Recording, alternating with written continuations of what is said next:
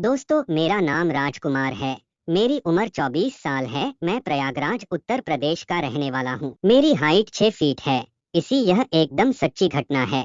यह घटना पिछले साल दिसंबर में हुई थी। यह कहानी मेरी भाभी की बड़ी बहन रजनी की है, जिनके पति का देहावसान कैंसर की वजह से 2019 में हो गया था। इनकी उम्र 36 साल है। फिगर ऐसा कि किसी का भी मन डोल जाए। इनके 3 बच्चे हैं। रजनी अपने पति की डेथ के बाद वो मायके में बच्चों के साथ रहने लगी है। उसके अलावा केवल उसकी माँ उसके साथ रहती है। भाभी की शादी के बाद उससे हम लोगों की बात कभी कभी हो जाती थी। उसके पति की मृत्यु के बाद उसका एक बेटा हमारे घर रहकर पढ़ाई करने लगा है। तब से हम लोगों की बातें कुछ ज्यादा होने लगी हैं। एक दिन शाम को रजनी का फोन आया और बेटे की पढ़ाई के बारे में पूछने लगी। फिर वो बोली, दिन भर घर पर बैठकर बोर होती रहती हूँ तो फोन लगाकर लोगों से बात कर लेती हूँ। तो मैंने उससे कहा, अगर ऐसी बात है तो आप मुझे रोज आधे घंटे के लिए फोन कर सकती हैं। उसके बाद मैं और रजनी रोज बातें करने लगे। शुरू में तो मैं बातें पढ़ाई की और वो अपनी बीते दिनों के बारे में बात करती थी। फिर धीरे धीरे बातें मेरी गर्लफ्रेंड पर आ गई। मैंने रजनी पर लाइन मारते हुए कहा, जब आपके जैसी भाभी हो तो गर्लफ्रेंड की क्या जरूरत है।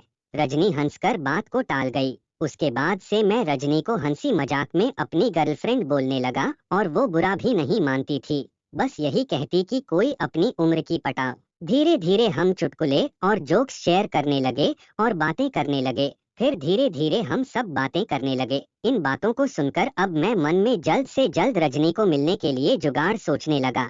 एक दिन मैंने मजाक में फोन पे उससे कहा कि मुझे उसको मिलना है। इस बात को सुनकर वो गुस्सा हो गई और बात करना बंद कर दी।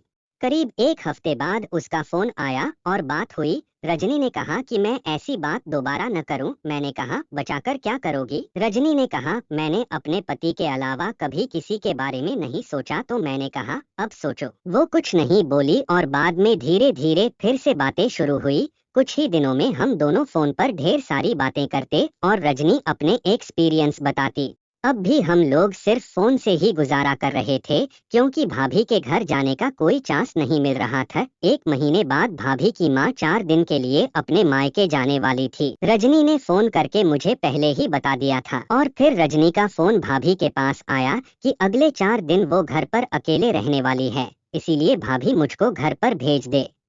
अगले दिन सुबह भाभी ने हमको अपने घर जाने को बोला। बहुत खुशी से जाने के लिए तैयार था। शाम को मैं 3 बजे घर से निकला। 5 बजे मैं रजनी के घर पहुंच गया। तब तक उसकी माँ जा चुकी थी। मैं उसके घर सोफे पर बैठा और फिर बात करने बैठ गए। उसका छोटा बेटा मेरी मोबाइल में गेम खेलने लगा। रात को रजनी ने खाना बनाया और तकरीबन रात 9 बजे हम तीनों ने खाना खाया। फिर हम सोने के लिए एक ही कमरे अलग अलग तख्त पर लेट गए।